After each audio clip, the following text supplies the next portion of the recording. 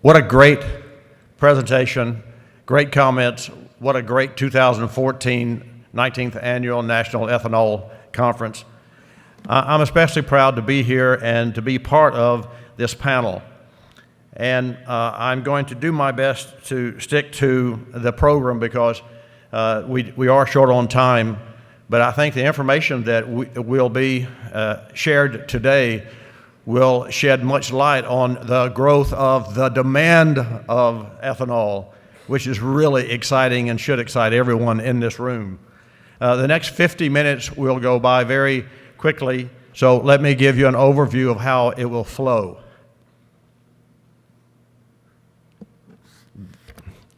Want to make sure that we're right on here. I'll introduce the experts, and their credentials are very impressive. Let me pull this down, thank you. And then I'll do a 100,000-foot flyby on ethanol and engines. And then next, each of the panelists will present his information and dive deeper into his presentation. And then, although time doesn't permit for a question and answer session, each of the panelists has agreed to stay on until after the next session. So we all will be in this front row here so you can ask questions. And at the end of the presentation, I will put everyone's email on the screen so you can capture that and send information and contact later on. On the Engine Experts panel today, Engine Experts Talk Ethanol panel are Dr. Andrew Randolph,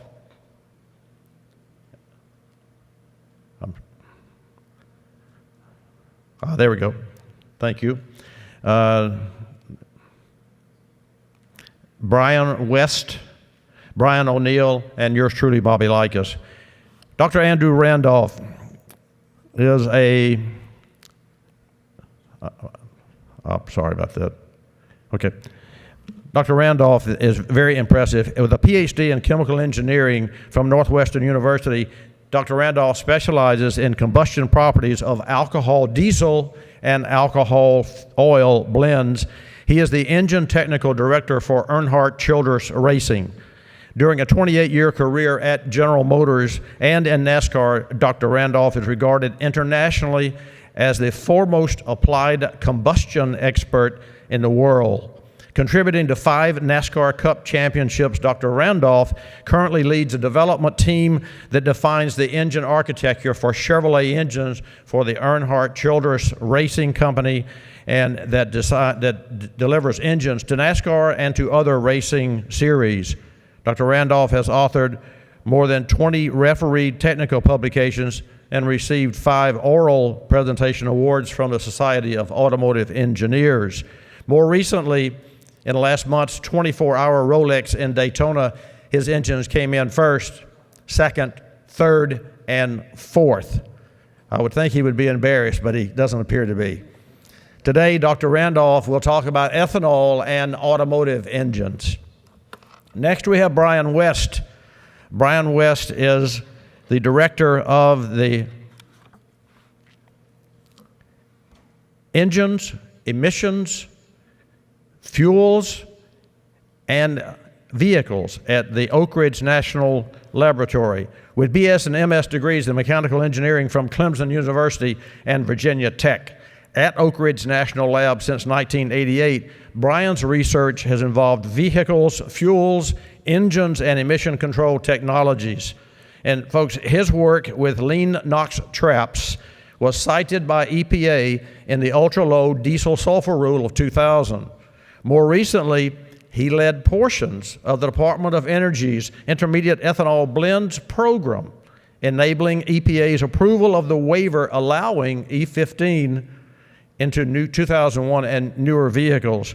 Bryan is a fellow of the Society of Automotive Engineers, where he's active as an author and an organizer. Today, Bryan will focus on ethanol in light-duty vehicles. Brian O'Neill.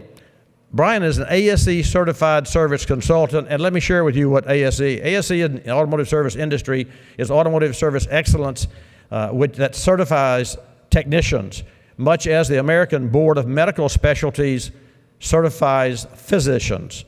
Bryan has 20 years experience in the automotive industry as a mechanic and service desk advisor. He's currently the service director for an award-winning automotive service shop. Riding and tuning motorcycles since he was very young, Bryan has performed or supervised thousands of automotive and motorcycle repairs and services throughout his career. Bryan serves now as vice president of the Pensacola chapter of the Iron Order International Motorcycle Club, the largest national traditional motorcycle club in the world, as well as a technical resource for his brothers throughout the Southeast. For fun, Bryan rides his own Victory motorcycle, and today Bryan will talk about ethanol in the two-wheel world. Bobby Likis, yours truly. It really is my pleasure to be here today because my work is my passion. 43 years of experience with engines, technician, rear engine dragster builder, race car driver, and pit crew, much better pit crew than race car driver, automotive service center owner with more than 200,000 customers through our doors. I've also served on Napa Auto Care's National Council, and our service shop has been featured in numerous automotive publications. I've hosted the nationally syndicated car talk show Bobby Likis Car Clinic for 23 years, and I've answered more than 100,000 car questions live on air. And I'm proud to say that I'm the only car talk host in America on commercial radio that was named to the Talkers 250 for 5 consecutive years. I'm still in the service shop 5 days a week, and then on Saturday, I take questions from consumers across the nation from an all-digital studio that's built within our 15,000 square foot automotive service shop. It's quite unique. And there's one other expert that I would like to introduce, our audience anchor, Terry Elm. Terry, if you would please stand, and Terry is here. You may have seen him throughout the conference. Terry will be available during the refreshment break as well to take your questions. Terry is an ASE certified master technician in all 8 categories. In addition, he has certification in F1, which is alternate fuels specialist, L1 advanced level diagnostics, and X1 undercar emissions designations. Terry's expertise is the diagnosis, coding, and reprogramming of the electronic control module, the heart of a vehicle, and Terry is proficient in European, Asian, and domestic vehicles. And a special thanks to all of the engine experts for joining us today. So those are the experts, and here is their subject, ethanol and engines. Ethanol, as you know, is not new. Henry Ford's iconic Model T was America's first flex fuel vehicle in 1908 and ran on ethanol and gasoline. And as time progresses, and for reasons beyond the scope of today's talk, but not related to ethanol's performance, gasoline became the primary fuel. As engines developed more power, more compression ratio, and more MPG, also they had to have a higher octane rating of gasoline. And on the scene came, as you remember, tetraethyl lead, which was the octane booster. The problem with tetraethyl lead is that it had a health risk. So out it went. Another octane booster was sought, and this time the octane booster did double duty as both an octane booster and an oxygenant. Oxygenants, as you know, provide clean air, as does ethanol, and also provides the octane enhancement necessary to produce power from all internal combustion engines. So methyl tertiary butyl ether entered the scene, but MTBE was found to pollute groundwater, and so out it went. So what replaced toxic lead and MTBE? As you know, ethanol. Ethanol has been in our fuel system since the 80s. And ethanol, with its 35% oxygen content, allows for a cleaner burning engine. And contrary to popular belief, it runs cooler, especially in direct injection engines. And ethanol's 113 octane rating helps prevent engine knock and engine damage. And that brings me to a point when I talk of engine damage in the service shop. 43 years More than 200,000 cars have rolled through my doors in my automotive service shop. In our business, we are a data collection company, and to that end, we hold monthly meetings on what happened last month. Next month will be our 100th meeting. We're now at 99 meetings, so we know what goes on in our service shop, and we review every facet of that operation. And over the 43 years, with more than 200,000 cars that have rolled through the doors, not one engine, not one of my customers has lost an engine or damaged an engine due to ethanol. And on the radio side, in the Car Clinic Network radio side, where I've answered 100,000 questions, which are live, I do have callers that call me and say, I've got a problem. It's that ethanol. But upon further discussion and asking questions and diving deeper into the conversations, I found that it was not ethanol. In fact, it was not fuel related. Their problem was a drivability problem or an issue with an ECM or another control part, or just simply wear and tear on the machine that automobiles are. So remember, ethanol has been in the fuel mix since the 80s. OEMs are busy designing advanced internal combustion engines. And this is really great for our industry. It's great for the ethanol industry because with advanced internal combustion engines, the high octane properties of ethanol will certainly fall into that. And when I think of advanced internal combustion engines, I would like for you to please give a warm welcome to Dr. Andrew Randolph, who is the world's leader in advanced internal combustion engines. Let's give Dr. Randolph a warm welcome to the 19th Annual Renewable Energy Conference, please. Good morning, everyone. It's quite an honor to be here, and I'm impressed by the number of attendees at this conference. Never been anything like this, and honored to be here participating. My goal today is twofold. One, to relay the experiences in NASCAR with E15 fuel over the last few years, and then also in the process to dispel a couple of myths that we had to encounter along the way.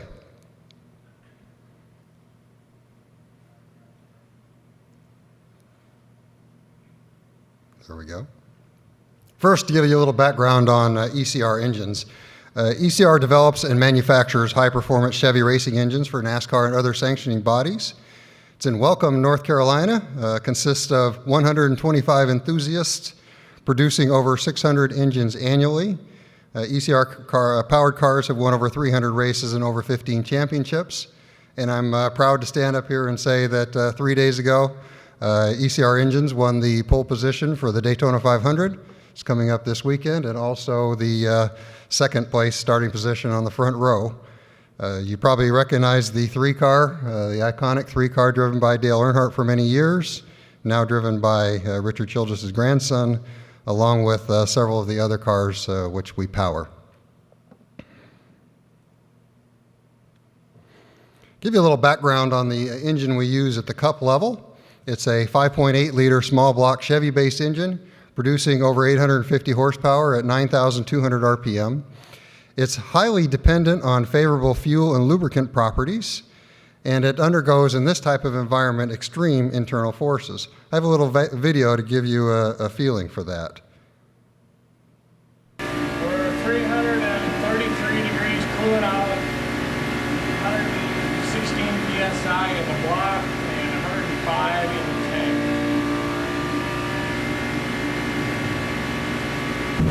Whoa. That's a bad day when that happens. As you can imagine, if there are issues with fuel properties or lubricant properties and running in an environment like that, those issues come to light very quickly. For many years, the NASCAR spec fuel was a leaded aviation fuel, 112 pump octane number. In 2008, NASCAR adopted unleaded fuel, which is a 98 pump octane. This octane was achieved by greater than a 40% aromatic concentration in the fuel. So what happened was in the lead era, we deal with fuel every day. We touch it, we virtually swim in it, we get it all over our bodies, and we weren't too fond of dealing with a toxic poison on our skin every day. So at first we were excited about the prospect of moving to unleaded fuel, but then come to find out that the aromatic concentration of the fuel was extremely high, and the vast majority of those aromatics are carcinogenic, so that we substituted one health risk for another. Fortunately, in 2011, NASCAR changed to E15 fuel, which still retained the 98 pump octane rating. The ethanol content enabled achieving the required octane now with less than 20% aromatics in the fuel. So not only did we improve the health status of the fuel, the health characteristics of the fuel, at the same time while retaining the combustion and octane properties of the fuel. The major concern initially was water contamination, which proved to be a non-issue. And one of the ways I satisfied myself for that was just doing a couple of simple bench tests. Now you're probably having a hard time telling, this isn't a Hollywood production.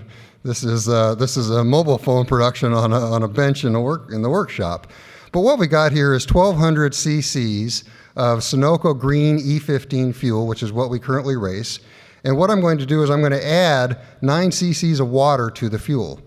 You can see the water being added now. As it's added, it just sinks to the bottom of the beaker because it's more dense to the fuel. Certainly, if you get, same thing happens in your fuel tank. If you get water in the fuel tank, the water will go to the bottom of the tank. Now we're going to agitate the mixture, and see what happens. I know what's going to happen pretty soon. I've seen this video before. The video at one time had me speaking in it, but I thought it would be funner if I talked to you while it played. Okay, so here we're stirring the mixture. As you can see, as you start to agitate the mixture, it gets sort of a translucent, almost opaque look to it as the water is mixing in the fuel. And as we continue to stir, it's almost like a magic trick what happens. Watch how the translucent nature of the fuel goes away. We get back to a clear appearance of the fuel. The fuel actually has identical combustion characteristics to what it did when we started, and the water has been totally absorbed.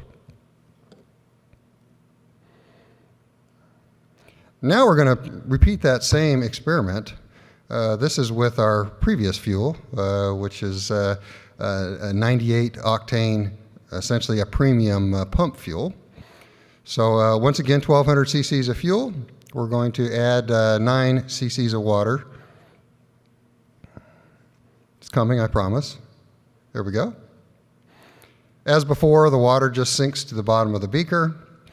Now we'll reach in and agitate the mixture.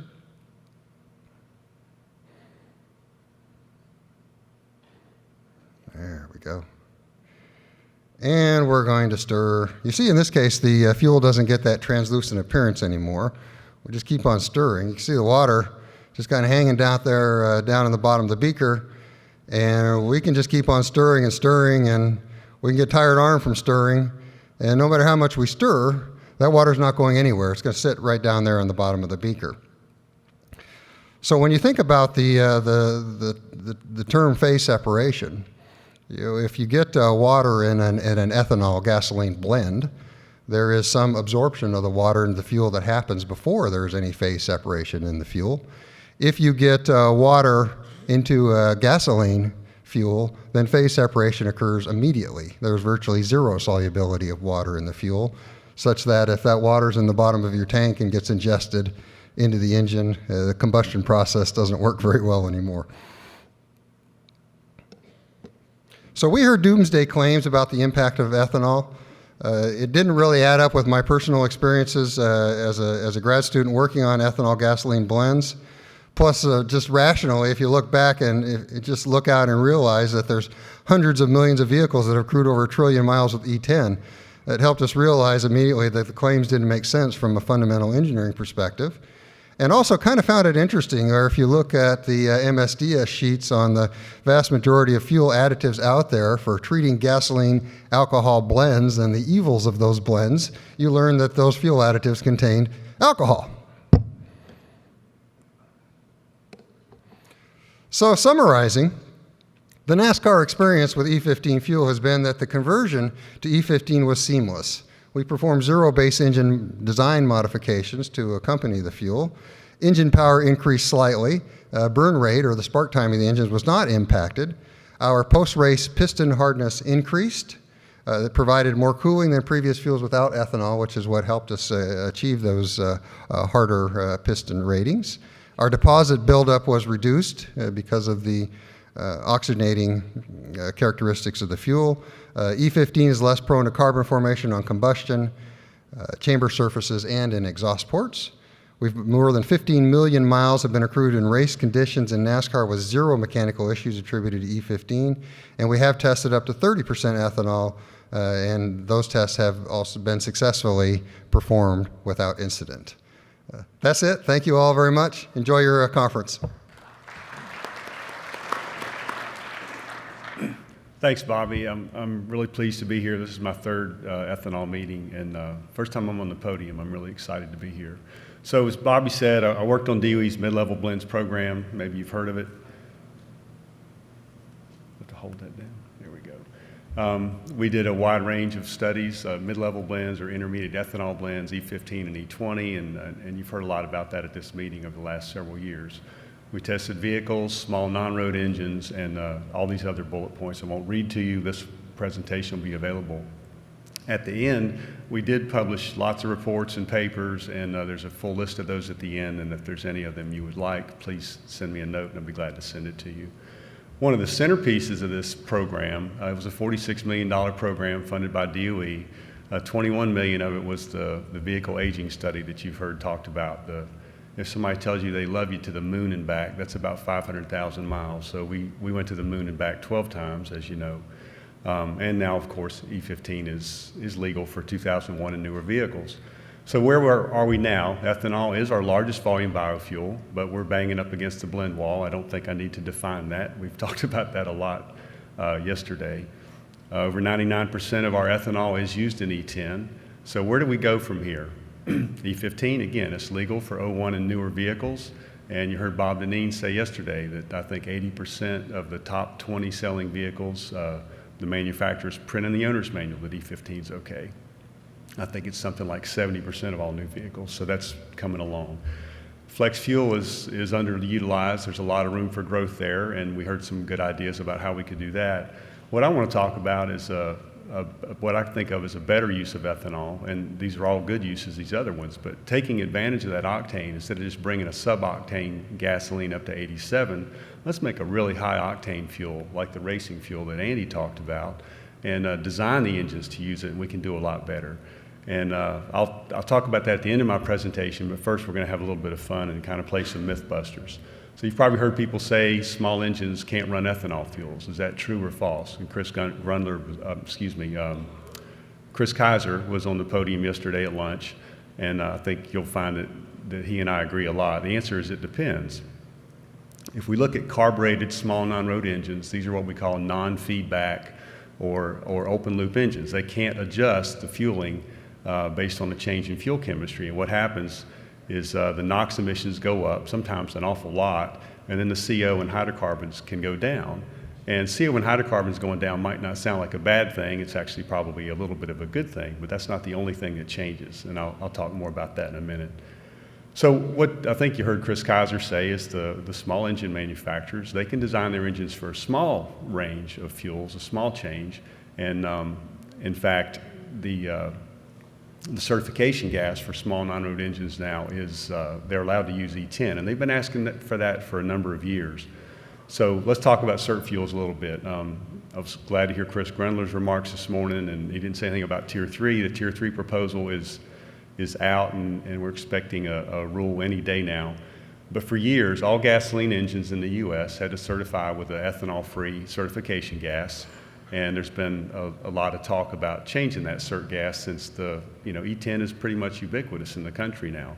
So modern vehicles, and I've got an 88 Mustang there, I used to have one, but I'm considering that a modern vehicle. Anything built since the early 80s, they use closed loop feedback control, and they adjust the fuel so that they maintain a consistent, mostly stoichiometric fuel air equivalence ratio. So again, they still certify on E0, but any day now the Tier 3 rule is probably going to change that to E10 or E15. Now, the small non-road engine guys, as I indicated, they've been asking for an E10 cert fuel for years because E10 was in the field and that's what their engines were were running. And if you do I did a non-scientific survey. If you go back and look at a bunch of owner's manuals from handheld devices, small non-road engines in the late 90s, almost all of them are going to say, do not use any oxygenates. If you look at a bunch of them from the last few years, almost all of them say you can use E10. So they've designed those engines, and as Chris said yesterday, they can design their engines to use any fuel. Bob mentioned yesterday the new Kohler engine, and Chris did as well, the John Deere tractor that's a flex fuel. So you can design the engine to use any fuel. So the flex fuel tractor, of course, will use E0 or E85 or anything in between. So my advice to people, if you've got a small non-road engine, look at your manual and use the fuel that's recommended by the manufacturer. Okay, another one. Somebody stole my thunder here, but ethanol runs hotter than gasoline. Anybody ever heard anybody say that? Or maybe you've heard people say, I heard Bobby say it runs cooler. Well, which is it? Does it run hotter or does it run cooler? The answer is it depends. This is data from our small non-road engines, and this is several different engines with varying ethanol content, 0 to 20%, and you can see an increase in exhaust temperature. So that reduction in CO and hydrocarbons comes at a cost. The engine runs hotter. So the manufacturer needs to be able to design for that. Now, let's talk about our cars. The closed-loop control actually runs slightly cooler with ethanol. So here's a E0 versus E20 comparison for a Honda Accord from the mid-level blends program. And you can see on this light load drive cycle where you're maintaining stoichiometry, the E20 is the same or slightly cooler. Now, our closed-loop engines, our vehicles today, they still run open loop once in a while. They run open loop at wide open throttle. They run open loop at cold start. And so here's some wide open throttle data. And the modern cars kind of fall into two categories. Those that do apply what they've learned when they were in this closed-loop mode, so that if they add extra fuel because of the ethanol, they're going to also add it when they're rich. And those that do that actually run cooler. So ethanol runs cooler than gasoline when you maintain the same air-fuel equivalence ratio. For the cars that do not apply that long-term fuel trim when they're wide open, they run hotter, and they run significantly hotter, some of them. And this is the reason we went to the moon and back 12 times, because there was great concern that this increased temperature was going to cause catalyst damage and lead to a lot of emissions failures. And of course, the end of the story is that we didn't find any ethanol-related emissions damage. So here's my last one. Ethanol has lower energy density than gasoline, so fuel economy is always worse. Is that true or false? Well, the energy density one's true. That's just simple chemistry. It's got that oxygen molecule in there. A gallon of ethanol, again, has about 2/3 of the energy density of a gallon of gasoline. But the fuel economy, the way we use it today, generally, yes, the fuel economy is going to go down. But what I want to talk about is what I alluded to early on, is that a gallon of ethanol can displace an equal volume of gasoline if you put it in a fuel that has a really high octane number and you put it in an engine that's designed for it. So there's a lot of activity going on, a lot of excitement about downspeeding and boosting, making the engine smaller, running up the compression ratio, increasing the boost. Your engine efficiency can go up enough to offset the loss in energy density. So that's very exciting. I'm very excited about it. The optimum blend, we don't really know what that is. There's been a few papers that suggest it's around E30, but it's going to depend on engine technology and other measures you take. So I'm just going to close by asking, is Renewable super premium? And that's a name I like, and I think I give Christy more credit for coming up with that. It might have been an accident, but it's a great name. Is that a better path for ethanol? And I'll just close by thanking DOE for their support and all the industry partners and NREL and everybody we worked with in this program. Thank you. Thank you, Bobby. As he mentioned, I'm an ASE certified service consultant and a card-carrying member of the Iron Order Motorcycle Club. So it's my great pleasure and, of course, an honor to share my experiences regarding ethanol with you today from both those perspectives. My experiences have been gleaned from the adventures at the service desk or on the side of the road or even in a buddy's garage on the weekends. So let's go ahead and start with talking about motorcycles and ethanol. See, it does work. Okay, so first we're going to talk about the natures of gasoline and ethanol, and then I will offer some perspective on the pieces, parts, and power of ethanol as it's related to motorcycles. And then, of course, I'll share some of my and my Iron Order brothers' experiences regarding ethanol. And then we'll go ahead and wrap with a message from the motorcycling community regarding fueling at the pump. So many people are referring to gasoline as E0, pure gasoline. I know that's a term that gets thrown around when bikers get together, excuse me, goodness, and they're talking about their bikes and maintenance and upkeep and things like that. The truth is, gasoline is far from pure, and it contains several compounds to make up what we use today. In fact, gasoline is a cocktail of volatile compounds that will burn at varying temperatures. Now, when the more volatile compounds evaporate, it leaves the rest behind. In the short term, this means that gasoline is harder to ignite and it can cause some rough run problems. In the longer term, when most of the compounds have evaporated, it can mean that a varnish is left behind in places like fuel bowls. This breakdown or souring of gasoline is the reason that fuel stabilizers were developed as early as the 1960s. They basically help keep that cocktail together longer. And really, it had nothing to do with ethanol, as ethanol wasn't even in the fuel supply at that time.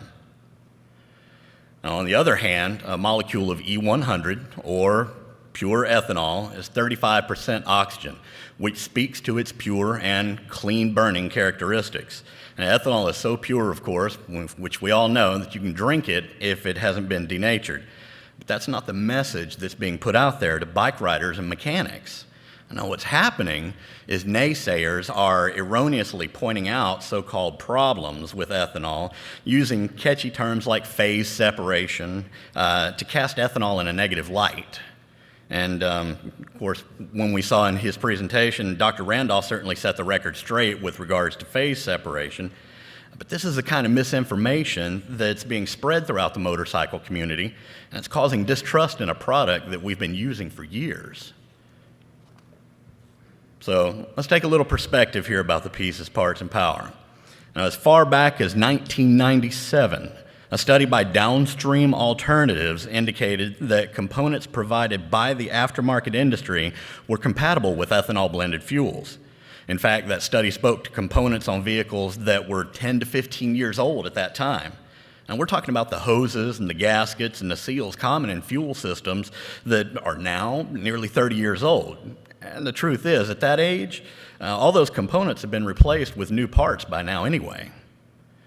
Of course, technology has come a long way, and you heard Bryan West introduce that modern vehicles, including today's motorcycles, when operated in a closed-loop system, will run cooler with ethanol blends, which is a good thing because lower combustion temperatures allow higher compression engines to produce more horsepower and produce more torque with fewer emissions.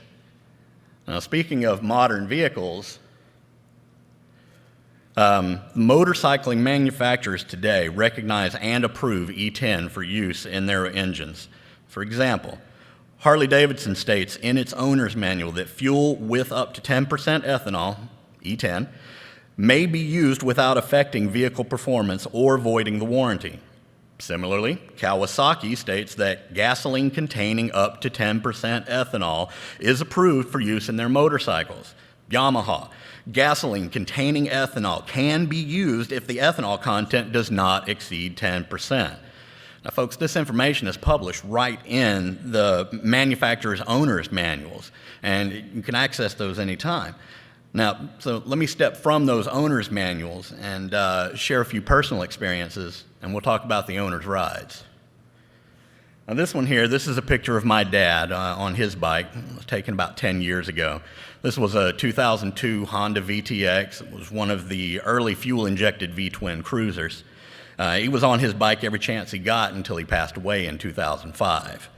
After he passed, my mother didn't really want anything to do with the bike, but she kept it parked in her garage, and she would start it maybe once a week until eventually, it wouldn't start anymore.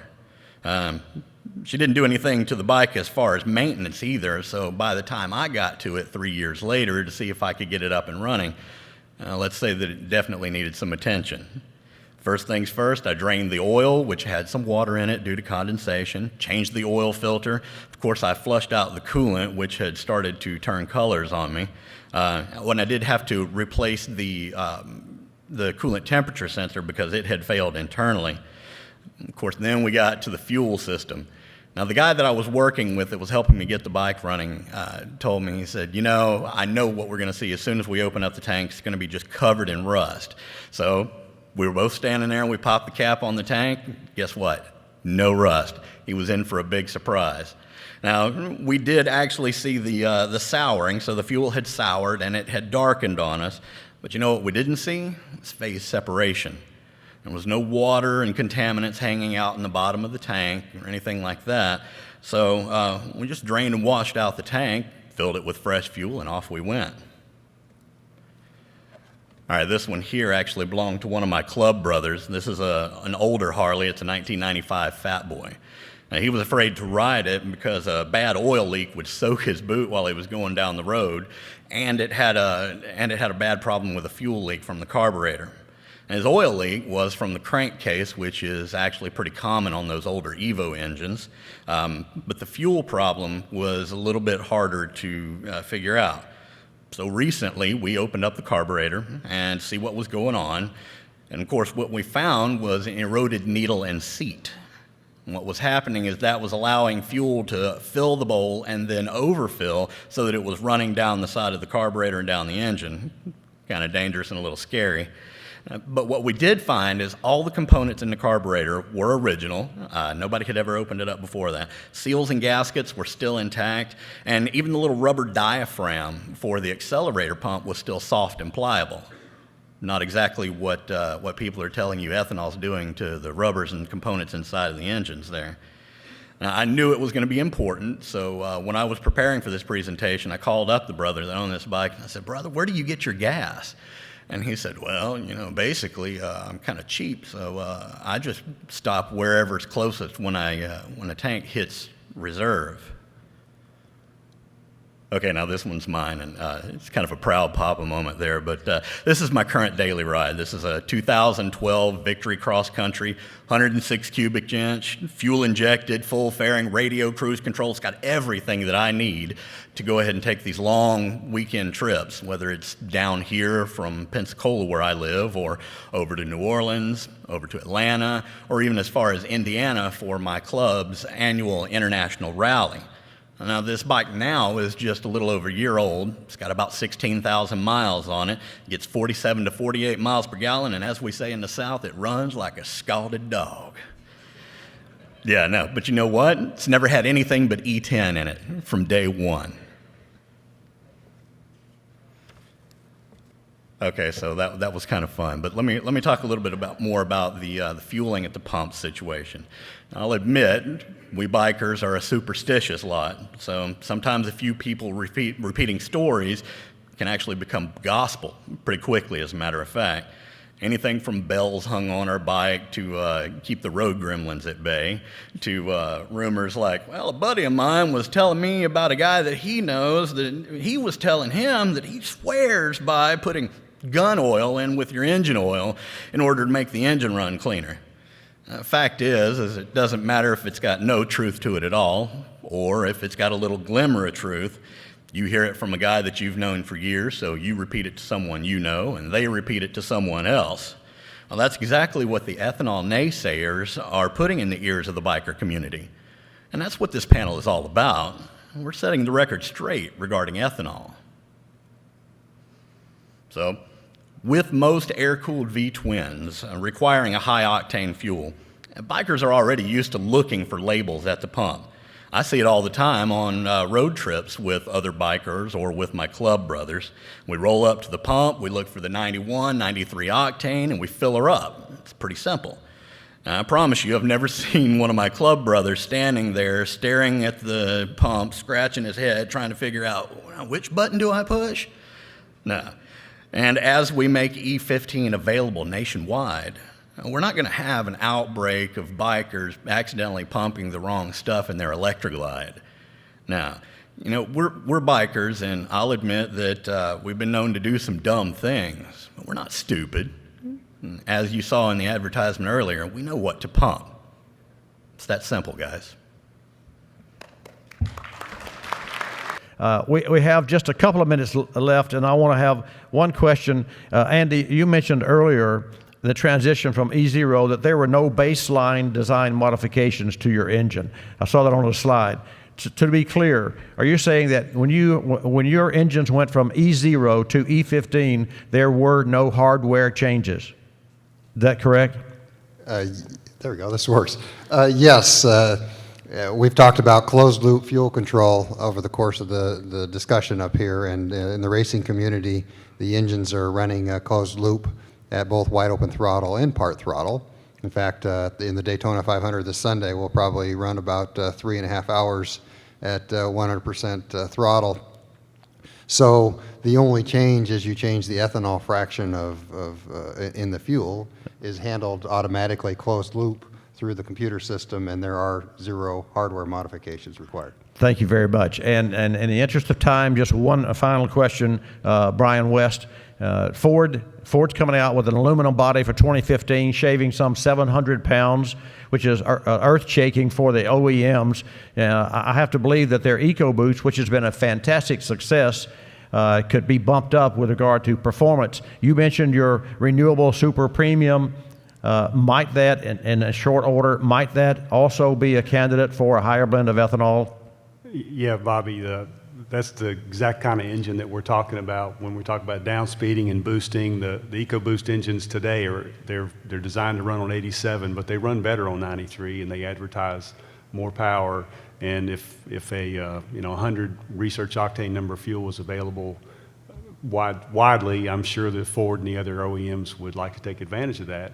And the EcoBoost today they're boosted and they're downsized of, 4-cylinder 2-liter is smaller than a V6, but it gets the same performance. When we really talk about downsizing, we're talking about things like the new Ford Fiesta that has a 1-liter turbo in it. And, it's in a little tiny Fiesta, but if this fuel was available, it could be in bigger cars. And again, the fuel efficiency would be really good. Thank you very much. And I want to thank you all for the time and for your attention, especially to the Renewable Fuels Association, to Bob Deneen, who has the vision and the forethought and the stick-to-itiveness to make ethanol what it has been and what it will be. And hats off to everyone in this room for having the can-do and will-do with regard to bringing America's fuel to America and keeping offshore where it belongs and keeping our money onshore. I thank you very much. I'm honored to have been here, and I appreciate your time.